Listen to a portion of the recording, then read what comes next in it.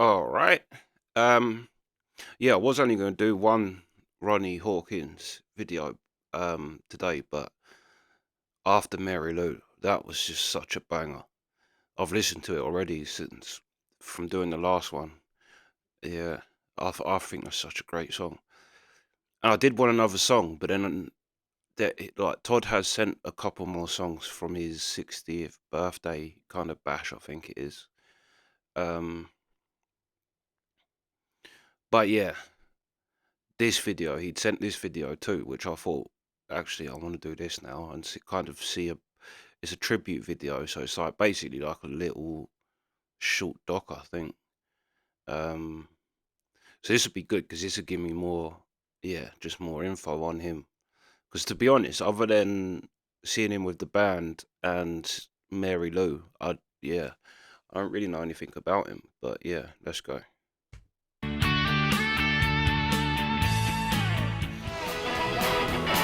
He's been called a legend. To Bob Dylan, he was an idol. John Lennon referred to him as Sir Ronnie. To his fans and those who know him and love him, he's simply the Hawk. I think probably that's the two greatest, to me personally, that's the two best songwriters that's ever lived. Bob Dylan and John Lennon both salute this man. I mean, forget having hits. That's more important to me. Like, hits is, do you know what I mean? Especially nowadays, but even them days, hits is hits.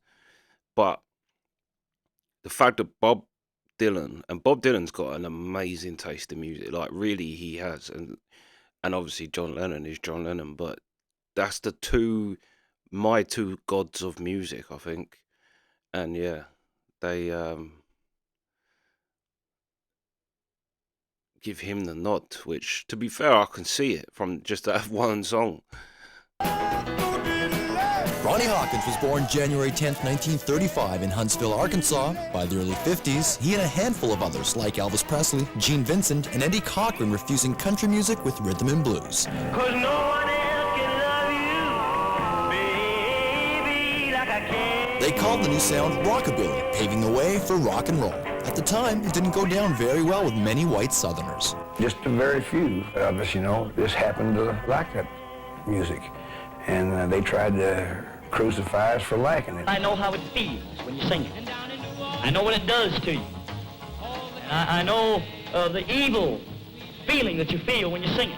Shit like that you had to put up with, and I said, music is music, man. And so in Arkansas, that's why I had to go to Memphis. In 1958, after making a mark in Memphis, the Hawk was invited to play Canada. We came to Canada just for excitement. We wanted to see igloos and dog sleds and Indians and all, because that's the only thing they showed us in their geography books about Canada. So we thought we were coming to the Yukon 1840. But when we got here, it's the promised land. Canada is the promised land, and I've been preaching it all my life. Ronnie loved his new home and his new country so much, he didn't leave. He formed a band with a young drummer named Levon Helm, a guitarist named Robbie Robertson, and 3 other teenagers from the London, Ontario area. Ronnie's backup band was called the Hawks. By 1963, the 5 musicians headed to the U.S. to back up Bob Dylan, eventually hitting international fame as the band. The band, second best thing Canada ever produced. In 1976, the Hawk reunited with his old group at the band's farewell concert, captured in the film The Last Waltz. Come on, Robbie, let's take a little walk, tell me. Who do you love? I mean, whether he knows it or not, he was a very good teacher of good things and bad things. He didn't draw any lines there. It was like you're going to have to learn it all, good and bad. But he was a great teacher for me. Throughout the years, many people have passed through the Hawks, often referred to as a rock and roll boot camp. Ronnie had given breaks to so many that used the experience to forge ahead to follow their own paths to stardom, including world-renowned Uber producer David Foster. Everybody, including David Foster, has come back after they've left and thanked me and told me I was right. Even David Foster. I fired David Foster. Well, about a year later, he come back and said, Ronnie, I've learned enough now that you were absolutely right. If I'd have been you, I'd have fired me too. But this guy has seen, he's been to the fair and seen the book. There's no doubt about it. Well, when you've been around as long as I have, you got to see a little something. Boy, I tell you, when I started here on Young Street, it wasn't paved yet. One-time Hawks include Burton Cummings, David Clayton Thomas, Janis Joplin's Full Tilt Boogie Band, Amy Skye, and Larry Gowan. He is one of rock and roll's founders, and people have recognized that here for a long time. But more and more, I love mentioning the fact that I played with him because his legend just goes larger and larger. And if you don't believe me, he'll tell you so himself. I got into Ronnie's band straight out of University of Toronto. I had a degree in music composition, and I learned more than anything with a year in his band. I learned how to play rock and roll, and I learned how to really put heart into the music. I just happen to be there. This happens, and that happens, and that happens just by coincidence. But I've always been there while the big time is being. I never have done it myself, but I've enjoyed watching other boys make it. But they will always cite you, and they will always name you. I'm hoping I can borrow a little money off of them. Nobody is more representative of the music of Canada and a great champion of Canadian musicians and Canadian music than Ronnie Hawkins. Every time I see Ronnie, I feel like I'm seeing Elvis. You know what I mean? He's incredibly hilarious and loquacious. The Hawk would become great friends with some of the most respected stars in the biz, including Bob Dylan and John Lennon. John and Yoko even lived with Ronnie at his Mississauga farm in 1969 to organize the Toronto Peace Concert. The Hawk has lived a life most people can only dream about. He has changed and influenced the lives of countless stars. He's not only a singer and songwriter, but also a record company owner and actor. In 1985, he was part of Northern Lights, Canada's contribution to aid famine-stricken Ethiopia. He's performed for prime ministers, the Queen, and was even handpicked by Bill Clinton to perform at the president's inauguration. He's won Junos, including a Lifetime Achievement Award in 1996, and in 2002, the Hawk was honored with a star on Canada's Walk of Fame. He took me and my band in like we were part of the family and rode us around in his Rolls Royce. And if there's a god of rock and roll, I know he looks just like this guy.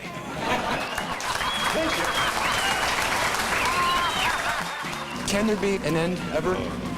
No, it's never the end. It's only the beginning. Every day is a new beginning.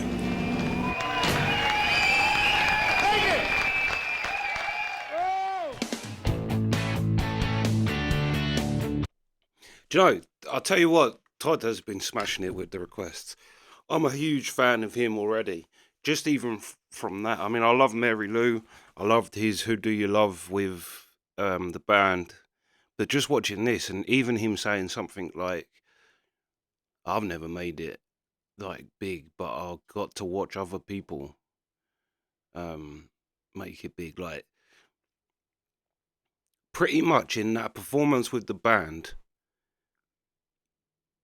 you can kind of get the gist of all of him. Like, because when I watched it, I thought he just seems fun.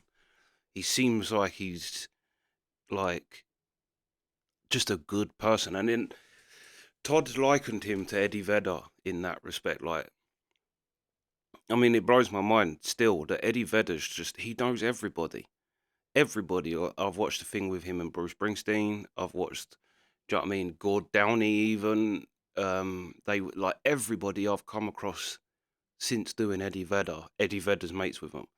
It like he's just like when people say Dave Grohl is the nicest guy of rock and roll, I think no, you're wrong. It is Eddie Vedder. But then yeah, Todd said he's Eddie Vedder before Eddie Vedder. Like this guy knew everybody and was kind of friends with her. But you can kind of get that vibe from him. Just like I say, it's funny that woman said about he taught her how to kind of put feeling or whatever she said into the song. But I think it's like being able to put your character across. Because I could just sense in him, like everything that was kind of said about him in this, I kind of had a feeling he would be like that just from that performance with the band. Then you throw in Mary Lou. Mary Lou is a great song, but I want to do more of him back in the day as well, because I love all that old type of music. I love it. So yeah, definitely like any of the kind of black or white videos and things like that, like all these old stuff. Yeah, definitely send them. Who else did you say? Eddie Cochran as well. I love Eddie Cochran. I actually do an Eddie Cochran song. But yeah, Eddie Cochran's fire too. Like really, like, and obviously they're the before Beatles kind of set the tone of what was going to be from them. But before it was all of them: Eddie Cochran, Gene Vincent. I think that's another one of Lennon's heroes in it, Gene Vincent. Yeah, that was great. Definitely, we need more Ronnie Hawkins. He's got a good sense of humor too. Like he just seems like a great person. But again, like I say, like Todd said, like Eddie Vedder. Eddie Vedder is that guy. He knows everybody. He's like, yeah, played with everybody, but yeah,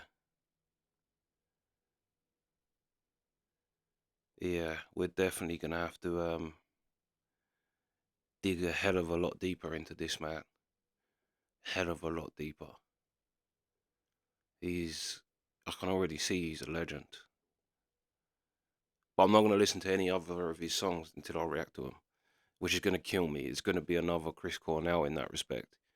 Like having to run to my phone to turn it off if I'm listening to a Soundgarden album, but I haven't got to that track yet, and all of a sudden it starts, and I'm like, oh. But I'm not gonna.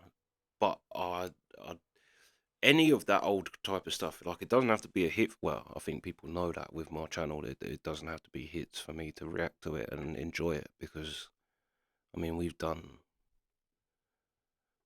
just about everything you can think of, from opera to everything. But yeah, definitely, like it's just kind of just. It was a bit like with Todd with Alanis Morissette. It just makes me want to kind of do more and more and more and more. But saying that, I've got to move on because, like I say, Todd sent me a whole load of stuff that I need to catch up on. So the next, I'm gonna do some Alanis Morissette next. But yeah, I'm definitely into digging into this man. And again, like, I'm so amazed I don't know him. Never heard of him. I find that like hard to believe. It just seems like, I mean, even though I'm way younger than when rockabilly was big, I do. That's probably the era of music I know the most about, is like that era. But yeah. So we will definitely be going deeper into the Ronnie Hawkins rabbit hole. But yeah, that's the reactions. Sweet.